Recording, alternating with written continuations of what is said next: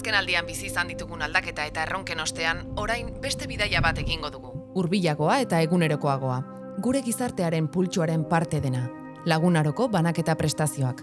Prestazio hauek lan eta bizitza pertsonaleko une garrantzitsuetan laguntzen diete pertsonei, eta hor ditugu gehien behar denean, milaka pertsonaren egunerokoan. Kokatu gaitezen. 2025 urtean, mutualista aktiboen kolektiboa 30.000 pertsona inguruan egonkor mantentzen da, eta pentsiodunenak berriz hazten jarraitzen dute. Gaur, Lagunaroren hornidura arloko zuzendaria den Koldo Ugalderekin batera, banaketa prestazioen bilakaera, aurre egin diegun erronkak eta urteak utzitako ikasgaiak aztertuko ditugu. Arratsaldeon, Koldo. Bai, arratsaldeon. Absentismoarekin hasiko gara.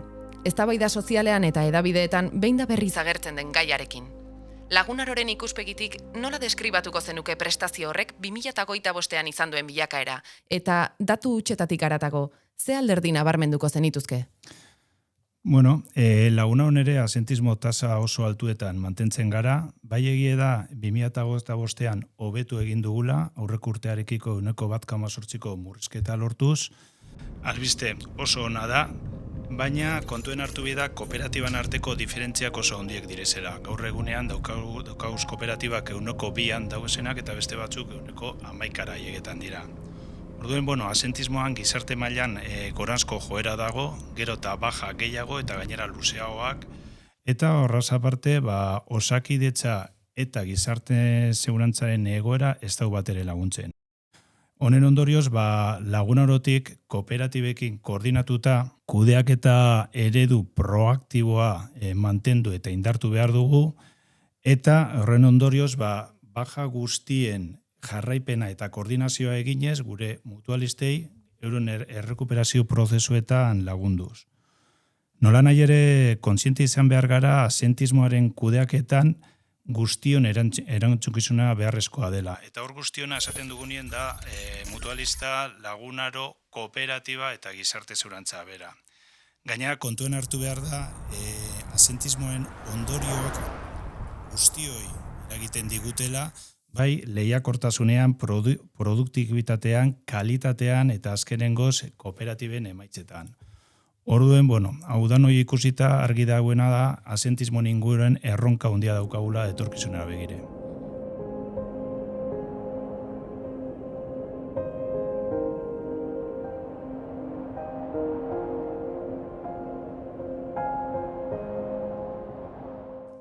Osasun sistema tentsio uneak igarotzen ari da. Itxaron zerrendak, profesional falta, kostuen igoera. Koldo, nolakoa izan da osasun laguntzaren bilakaera eta zeintzuk izan dira erronka nagusiak?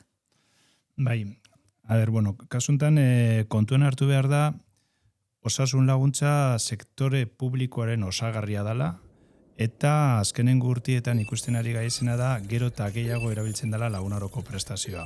Dauden arazoengat. Azkenengo urteetan batez ere COVID-a sartu zanetik zailtasunak sortzen ari dira arlo sanitarioan, alde batetik mediku faltagatik eta bestetik sortzen ari diren itxarron zerrendegatik. Horren ondorioz, prestazio sanitarioa gaur egunien garestitzen ari da. Egoera hau ikusita, Lagunarotik lanean ari gara alde batetik profesional mediku barriek kuadro medikoan sartzeko eta beste alde batetik espezialitate konkretu batzuetan dauden itxaron zerrendak murrizteko asmoarekin ikusten zer egin aldugun murrizpen horrek lortzeko. Aldi berean esatea osasun arloan sortzen diren teknika prozesu barriek aztertu ondoren koberturan sartzeko aukera kudeatzen ari gara ere. Eta bukatzeko esatea Lagunaroko helburuetariko bat arlo sanitarioan gaur egunean daukagun kalitate eta zerbitzu asistentziala mantentzea izango dela.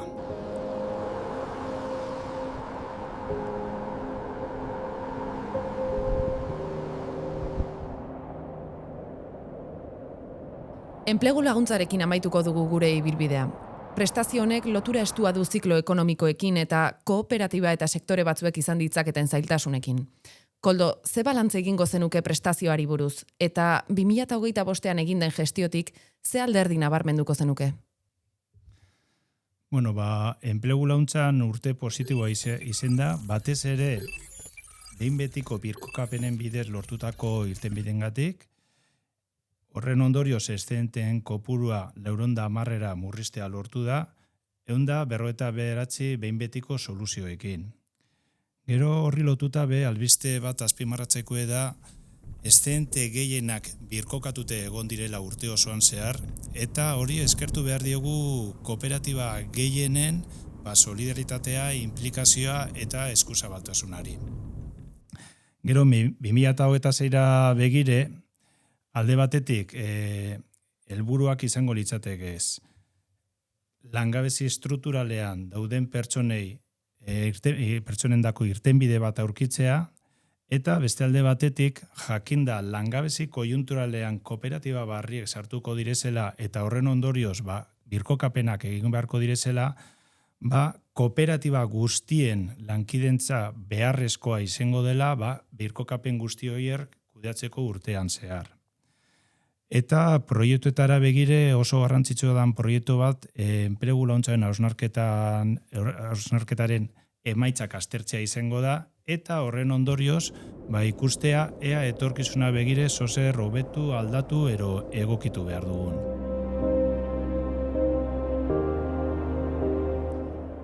Bi 2025 prestazio bakoitzaren bilakaera ikusita, Koldo, ze perspektiba ditu Lagunarok? Finantzeketari dagokionez, bai esatea bataz besteko kuota kooperatibak ordaintzen dutena aurten murriztuko dala, batez ere enplegu laguntzan egiten dugun jaitsierarekin, eta horren ondorioz kooperatibak Lagunarori ordaintzen dioten kuota apiriletik aurrera puntu oso baten jaitsiko dira.